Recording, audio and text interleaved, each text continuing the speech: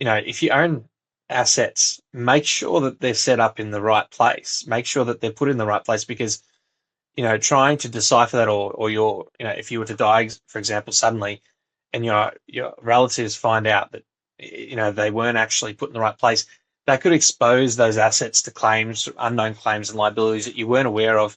I can think of one situation where um, we had a client die, and the spouse didn't realize that there was an ATO claim.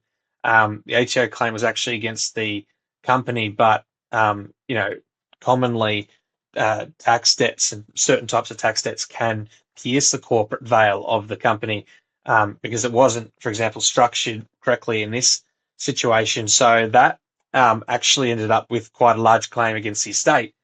So the children and the widow had thought they were going to inherit quite a lot of money, ended up being quite minimal. That could have been that could have really been minimized by obviously having good wealth managers to help you with your assets, having good accountants to be on top of it, and perhaps those things weren't in place during the business's operation. Unfortunately, that was a great example of why when you're around, make sure you do things properly because you really don't want to leave your family in that situation. It's quite horrible for us to see as lawyers. We take no, we take nothing out of that except for sadness. It's really just a great reminder to get your affairs in order when you're alive and think about it a bit more. Yeah, look, I think the ownership structure is just as important as tax planning, right? We as professionals need to be able to have the tough conversations because when push comes to shove, disputes, creditors, contestions, contesting, all of these things appear from nowhere, right? Family members who you didn't know existed just all of a sudden appear out of nowhere. So we need to be able to have those questions, and I think the clients need to have the courage to be able to address it. And it's when you take those precautionary measures where example, just like what you just provided, can be avoided.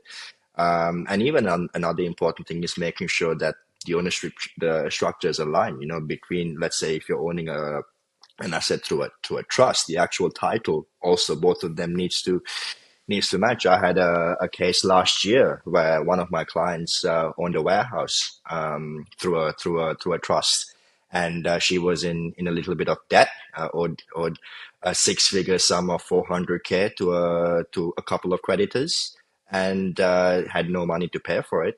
And they essentially had to go through the personal route because there was no alignment or sort of protective measures in place. The title was in her own name for the actual warehouse, and it wasn't actually owned through the trust. So she was personally liable and had to fork out the cash herself. And that really pretty much, up until this day, has still crippled her business activities. And it all came down to poor planning, right? And you don't want to essentially let it get to that point.